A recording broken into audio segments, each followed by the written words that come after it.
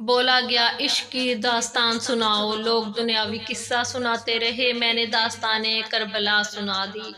آسمان ولایت کے چوتھے درخشاں ستارے امام علی ابن الحسین علیہ السلام 5 شعبان 38 ہجری کو شہر مدینہ میں ظہور ہوا۔ سید الشہداء حضرت امام حسین آپ کے والد اور ایران کے بادشاہ یزدگرد کی بیٹی آپ کی مادر گرامی ہیں۔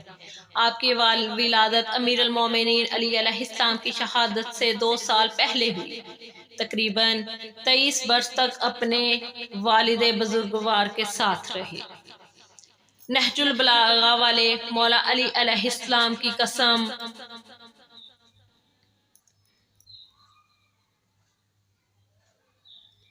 تیری صورت ہمیں قرآن نظر آتی ہے، تیری صورت ہمیں قرآن نظر آتی ہے، جب سے پہنی ہے تیرے نام کی بیڑی سجاد، راہ دشوار بھی آسان نظر آتی ہے۔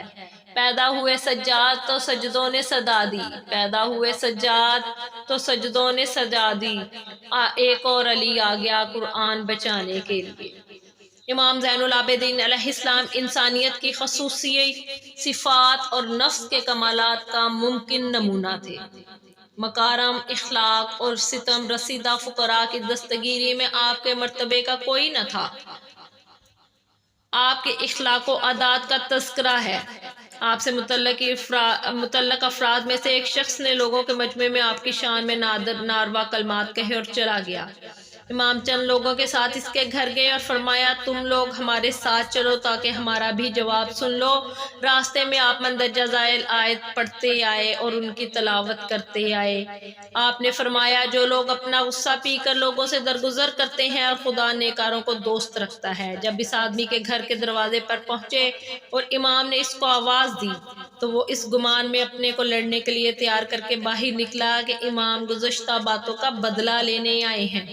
حضرت سجاد نے فرمایا، میرے بھائی، تو تھوڑی دیر پہلے میرے پاس آیا اور تو نے کچھ باتیں کہی تھی۔ جو باتیں تو نے کہی تھی اگر وہ میرے اندر ہیں تو میں خدا سے بخشش کا طلبگار ہوں، اور اگر نہیں ہے تو خدا سے میری دعا ہے کہ وہ تجھے معاف کر دے۔ امام زین العابدین علیہ السلام کی غیر متوقع نرمی نے اس شخص کو شرمندہ کیا۔ وہ قریب آیا اور امام کی پیشانی کو بوسہ دے کر کہا، میں نے جو باتیں کہیں وہ آپ میں نہیں تھی، اور اس بات کا میں اعتراف کرتا ہوں کہ جو کچھ میں نے کہا میں اس کا سزاوار ہوں۔ راتوں کو امام زین العابدین علیہ السلام مدینے کے بے سہارا اور ضرورت مندوں میں اس طرح روٹیاں تقسیم کرتے تھے کہ پہچانے نہ جائیں، اور ان لوگوں کی مالی امداد فرماتے تھے۔ جب آپ کی شہادت ہوئی تب لوگوں کو پتہ چلا کہ وہ نامعلوم شخصیت امام زین العابدین علیہ السلام کی تھی۔ آپ کی وفات کے بعد یہ معلوم ہوا کہ آپ 100 خاندانوں کا خرچہ پالتے تھے، اور ان لوگوں کو یہ نہیں معلوم تھا کہ ان کے گھر کا خرچ چلانے والا امام زین العابدین علیہ السلام تھے۔ امام محمد باقر علیہ السلام فرماتے ہیں، میرے پدر بزرگوار نماز میں اس غلام کی طرح کھڑے ہوتے تھے جو اپنے عظیم بادشاہ کے سامنے اپنے پیروں پر کھڑا رہتا ہے۔ خدا کے خوف سے لرزتے رہتے اور ان کا رنگ متغیر ہو جاتا، اور نماز کو اس طرح ادا کرتے تھے کہ جیسے ان کی آخری نماز ہو۔ آپ کی شخصیت اور عظمت تو ایسی تھی کہ دوست دشمن سبھی متاثر تھے۔ یزید ابن معاویہ نے واقعہ حرہ کے بعد حکم دیا کہ تمام اہل مدینہ غلام کے عنوان سے اس کی بیعت کریں۔ اس حکم سے اگر کوئی مستثنیٰ تھا تو وہ صرف امام علی ابن الحسین تھے۔ ہشام بن عبد الملک اموی خلیفہ حج ادا کرنے کے لیے مکہ آیا۔ طواف کے وقت لوگوں کا ہجوم ایسا تھا کہ وہ حجر اسود کا استلام نہ کر سکا، مجبوراً ایک طرف بیٹھ گیا تاکہ بھیڑ کم ہو جائے۔ اسی وقت امام زین العابدین علیہ السلام مسجد الحرام میں تشریف لائے اور طواف کرنے لگے۔ لوگوں نے امام کے لیے راستہ چھوڑ دیا۔ آپ نے بڑے آرام سے حجر اسود کو بوسہ دیا۔ ہشام آپ کے بارے میں لوگوں کا احترام دے کر بہت ناراض ہوا۔ شام کے رہنے والوں میں ایک شخص نے ہشام سے پوچھا، یہ کون تھے جن کو لوگ اتنی عظمت دے رہے تھے؟ ہشام نے اس خوف سے کہ کہیں اس کے ساتھ والے امام کے گرویدہ نہ ہو جائیں جواب دیا کہ میں ان کو نہیں پہچانتا۔ حریت پسند مشہور شاعر فرزدق بے جھجک کھڑے ہو گئے اور کہا، میں ان کو پہچانتا ہوں۔ اس کے بعد ایک طویل قصیدہ امام کی مدحت، عظمت اور تعارف میں پڑھ ڈالا۔ اشعار اتنے مناسب تھے کہ ہشام کے لیے یہ تماچا بن گئے۔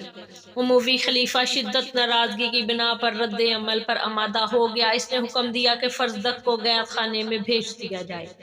امام جب اس واقعے سے متعلق ہوئے تو آپ نے صلہ کے طور پر فرزدق کے لیے کچھ بھیجا۔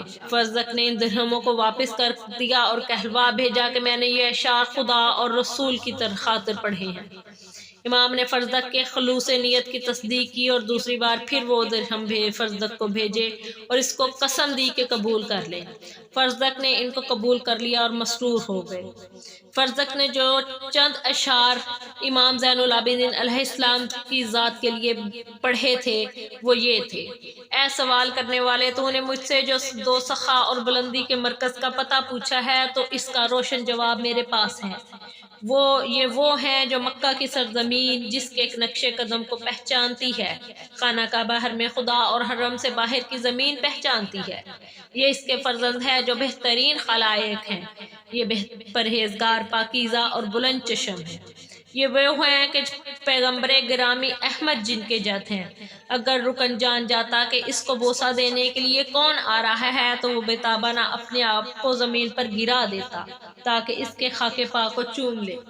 اس بزرگوار کا نام علی ہے، پیغمبر اکرم ان کے جد ہیں۔ ان کی روشنی سے امتوں کی رہنمائی ہوتی ہے۔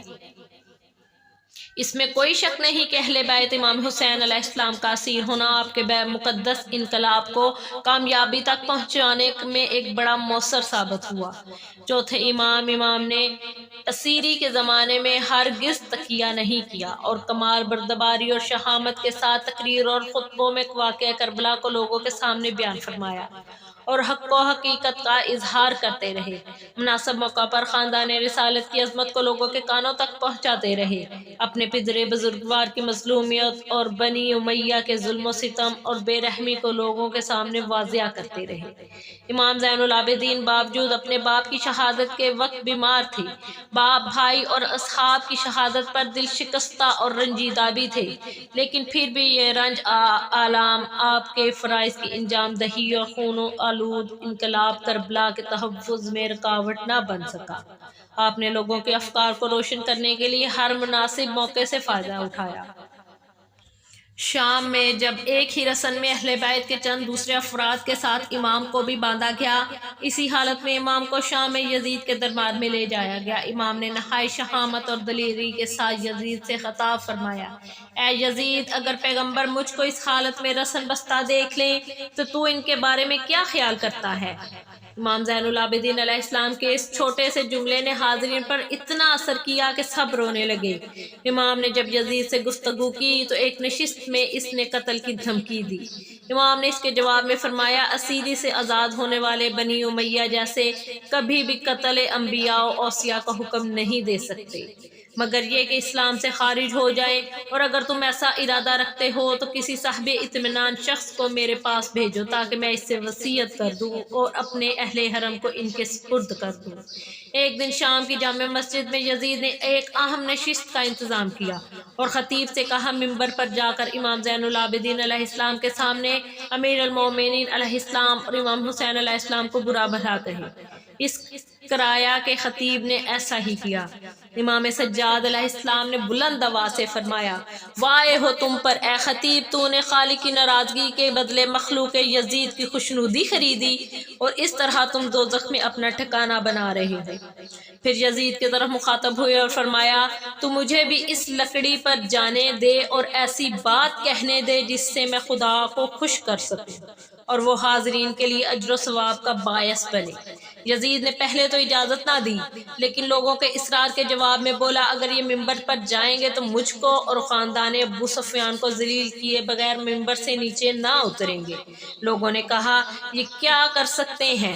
یزید نے کہا: یہ وہ خاندان ہے جس نے دانش و علم و دانش کو بچپن سے ہی دودھ کے ساتھ پیا ہے۔ لوگوں نے بہت اصرار کیا تو یزید نے مجبوراً اجازت دی اور امام کو منبر پر تشریف لے جانے کی اجازت دے دی۔ امام منبر پر تشریف لائے اور پیغمبر پر درود و سلام بھیجنے کے بعد فرمایا: اے لوگو، خدا نے ہم کو علم، بردباری، سخاوت، فصاحت، دلیری اور مومنین کے دل میں ہماری دوستی عطا کی ہے۔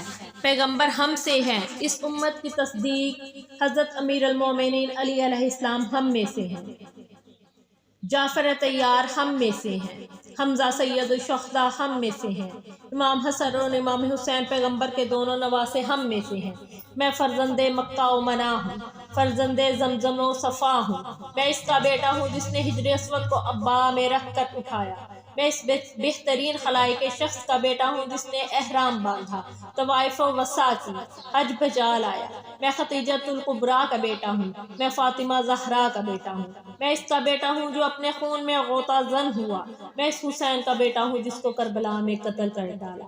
لوگوں میں کھلبلی مچ گئی اور امام کی طرف دیکھ رہے تھے کہ آپ ہر جملہ کے ساتھ پردہ اٹھاتے جا رہے تھے اور عموی گروا کی کثیف ماہیت کو اشکار کرتے جا رہے تھے اور اپنے خاندان کی عظمت اور شہادت حسین کی زیادہ سے زیادہ قدر و قیمت لوگوں کے سامنے نمایاں ہو رہی تھی۔ رفتہ رفتہ لوگوں کی آنکھیں آنسوؤں سے ڈبڈبا گئی، گریا گلوگیر ہو گئے، پھر بیک یک ہر گوشہ سے بے تابانہ رونے کی آوازیں بلند ہونے لگی۔ یزید کو ڈر لگنے لگا اور امام کی تقریر کو روکنے کے لیے اس نے مؤذن کو اذان دینے کا حکم دیا۔ مؤذن جب اشہد ان محمد رسول اللہ پر پہنچا تو آپ نے امامہ سر سے اتار لیا اور فرمایا، مؤذن اسی محمد کی قسم ٹھہر جا۔ پھر یزید کی طرف رخ کر کے فرمایا، اے یزید، یہ رسول میرے جد ہے یا تیرے جد ہے؟ اگر تم کہو کہ تمہارے جد ہے تو سب جانتے ہیں کہ یہ جھوٹ ہے، اور اگر تم یہ کہتے ہو کہ میرے جد ہیں تو پھر ان کی عطرت کو تم نے قتل کیوں کیا، ان کے اموال کو کیوں تاج کیا اور ان کے خاندان کو تم نے اسیر کیوں کیا؟ اے یزید، تو اس تمام افعال کے باوجود محمد کو پیغمبر خدا جانتا ہے اور قبلہ کی طرف رخ کر کے کھڑا ہوتا ہے، نماز پڑھتا ہے۔ وائے ہو تجھ پر اور میرے جد و پدر قیامت میں تیرا گریبان پکڑیں گے۔ یزید نے مؤذن کو حکم دیا نماز کے لیے اقامت کہے، لیکن لوگ بہت ناراض ہوئے، یہاں تک کہ کچھ لوگوں نے نماز بھی نہ پڑھی اور مسجد سے نکل گئے۔ شام میں امام کی اس تقریر اس باعث بنی کہ یزید قتل امام کا قصد رکھنے کے باوجود اس بات پر مجبور ہوا کہ آپ کو اور تمام اہل بیت کو مدینہ میں واپس کر دیا جائے۔ اللہم صلی علی محمد و آل محمد وعجل فرج آل محمد۔ بظاہر تو سجاد ہے نام اس کا، لقب کی طبیعت تو زین العبا ہے، لقب کی طبیعت تو زین العبا ہے، محمد نمازی ہے پہلا جہاں میں، محمد نمازی ہے پہلا جہاں میں، نمازوں کی زینت تو زین